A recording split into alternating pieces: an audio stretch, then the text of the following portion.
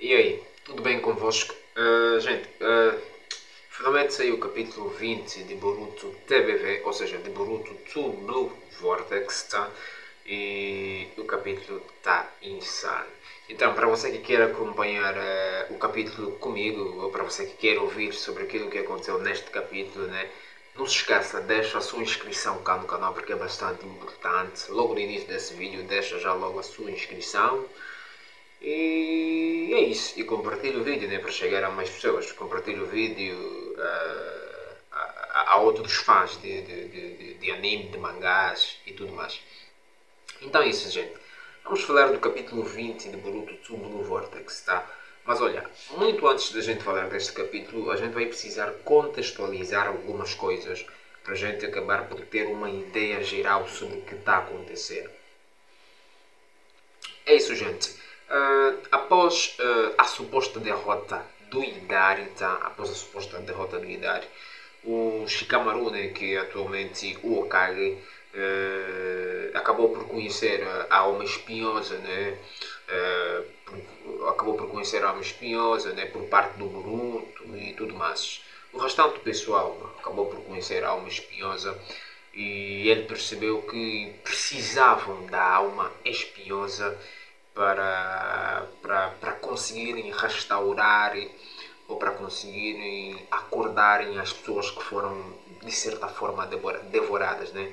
As pessoas que de certa forma transformaram-se em uma árvore. Então é importante que eles tenham a arma espinhosa, ou seja, a alma espinhosa em posse, né? Para com isso conseguirem recuperar essas pessoas que foram supostamente devoradas, tá? E só eles tendo acesso a uma espinhosa que também vão impedir o ressurgimento do Shinjo. Tipo, é aquela coisa. Você pode matar tanto um Shinjo várias vezes, ele vai ressurgir se tu não prenderes a uma espinhosa, tá? Então é importante que após a derrota, após você destruir o corpo físico do Shinjo, né? Tipo, todo o seu corpo, tu pegares essa parada que chamamos de alma espinhosa, senão não vai adiantar para nada, tá? Ele vai reviver sempre. Então eles acabaram por ter essa ideia.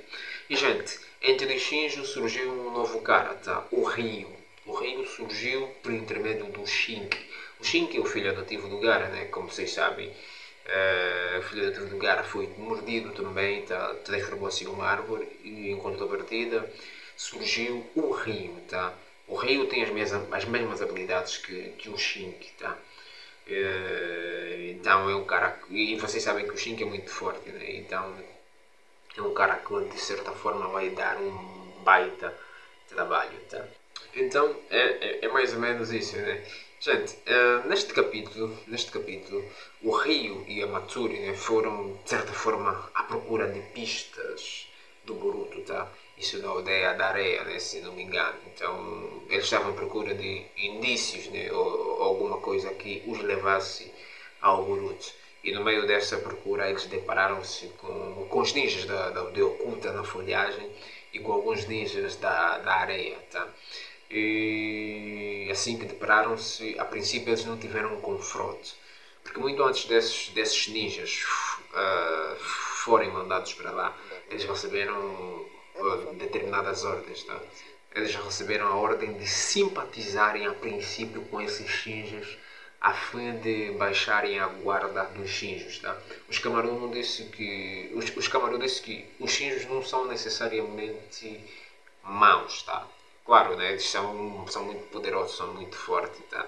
Têm uma capacidade destrutiva muito grande, mas eles não precisavam necessariamente chegar logo atacando, tá? Porque se eles fizessem isso seria fatal para eles. Então a ideia do Shikamaru era que estes ninjas simpatizassem antes com esses Shinjos até que os Shinjos baixassem a guarda para assim derrotá-los, tá?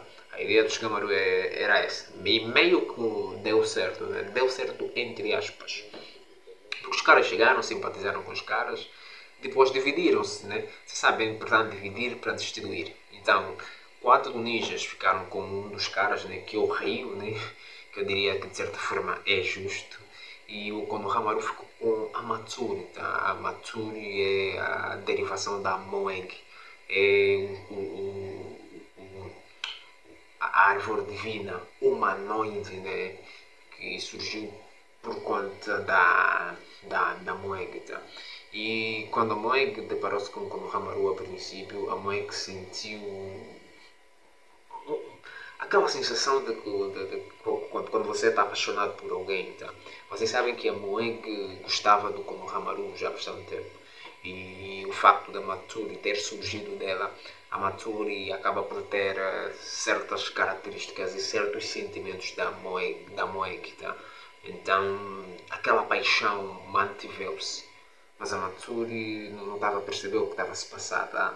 A Matsuri nunca havia se sentido tão nervosa assim ao lado do Shikamaru. Quer dizer, ao lado, ao lado de uma pessoa, tá?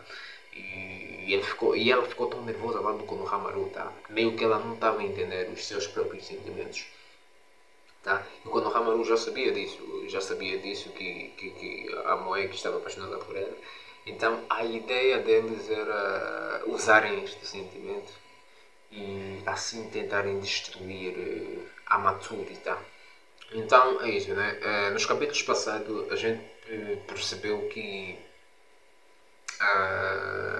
a missão deles quase teve êxito, tá? Eles conseguiram fazer o rio baixar a guarda, um dos Shinji, tá? Conseguiram fazer o rio baixar a guarda. E é engraçado que eles usaram até a alma espinhosa como desculpa, né? O rio chegou a tirar a alma espinhosa do seu próprio corpo. Sim, gente, os Shinjis conseguem tirar a alma espinhosa do seu próprio corpo, tá? E sem eles necessariamente morrerem. E isso atraiu a atenção da Yodo, tá? Daquela menina, tá? Porque a Yodo, a princípio, já estava a olhar o rio de um jeito que o rio já estava a desconfiar, tá? A Yodo estava sedenta de sangue, tá? Aparentemente a Yodo também tem uma certa inclinação pelo Shinki, tá? Então, é isso. Assim que o rio mostrou a sua alma espinhosa, a Yodo tentou logo atacar o rio. E aí o rio percebeu que os caras são traíras, tá? A princípio ele gostou até dos caras, mas percebeu que os ninjas não são de se confiar. Tá, e gente, o rio começou a bater geral, tá? O rio atacou todo mundo aí, todos eles estavam em aflito. Se não fosse o Yara, né, que usou essa espada que lhe permite cortar essa areia magnética que estava a prender todos eles não teriam chance, tá? Então o cara usou aquela espada. Naquela espada também continha o chakra, ou seja, contém o chakra do Shinko. E aquele chakra lhe permite ele anular os efeitos da areia magnética, tá? Em conjunto com a habilidade de vento que o Yara tem, tá? Entende-se? Com isso ele usou a sua habilidade, conseguiu por um tempo, né, evitar que eles fossem controlados pela areia magnética do rio, tá? Assim, aquela areia permite que você controla seres humanos como se fossem marionetas, tá? Não controla apenas seres inanimados, estás a ver? Também controla seres humanos normais, tá? Então é mais ou menos isso. Mas chegou um momento que o Yara, né, perdeu a espada, tá?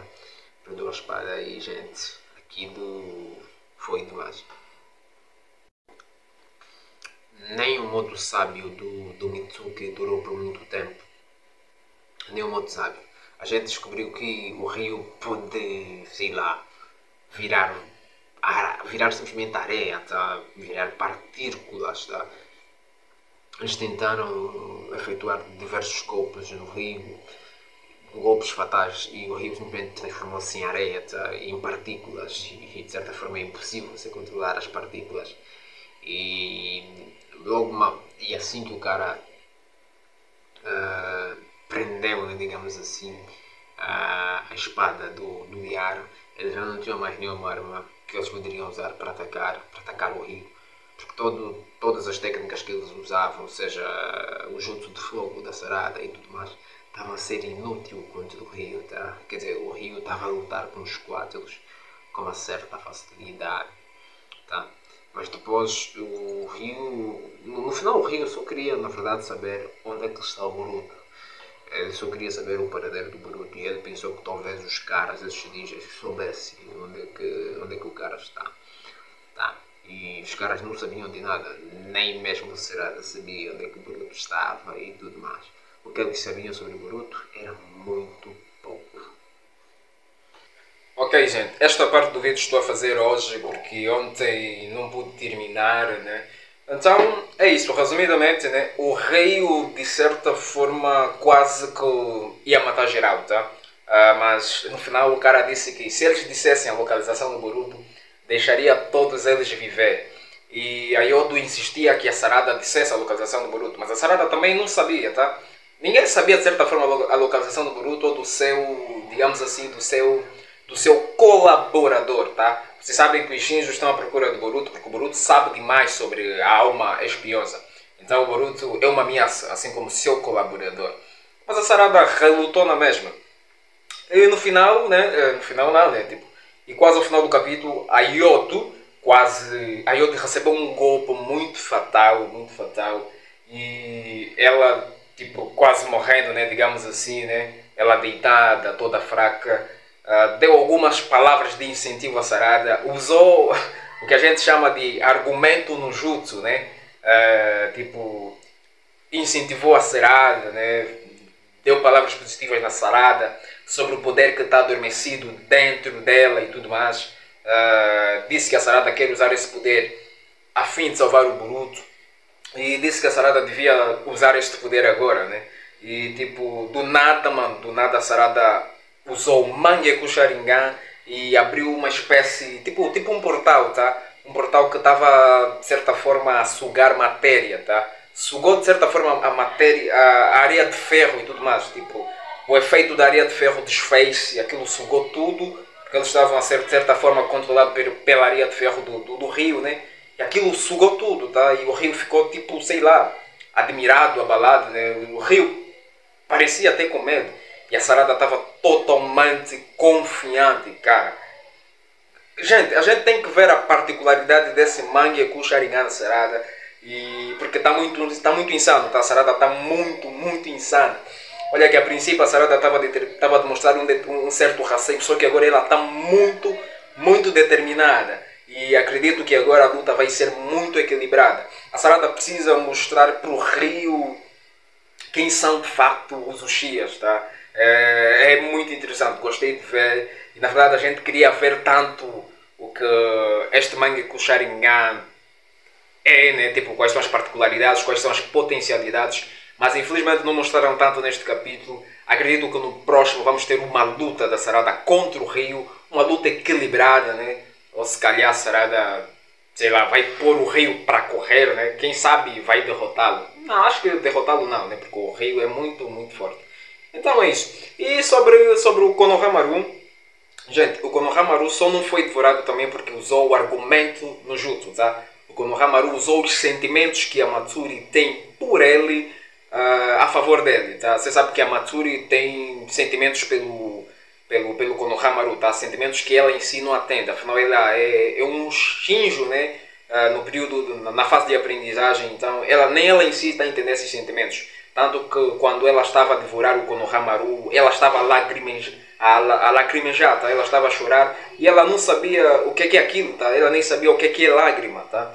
Então o Konohamaru tipo, usou o argumento no jutsu, né? Digamos assim, aprendeu com o Naruto e fez com que a Matsuri pegasse nas mãos dele. Ele pediu que a Matsuri pegasse nas mãos dele e a Matsuri foi ingênua, pegou nas mãos deles e assim que pegou, o cara simplesmente disparou 2 Odamas Rasengan, tá? O cara usou 2 Rasengan gigantes contra a Matsuri. Gente, foi impressionante. E aí desfez o processo de devoração e tudo mais. O cara não foi devorado por conta disso, tá? E, gente, para vocês que pensavam que tipo, os Rasengan gigantes só se usava com uma concentração de chakra muito grande, parece que não. O Konohamaru também consegue mandar essa parada, tá?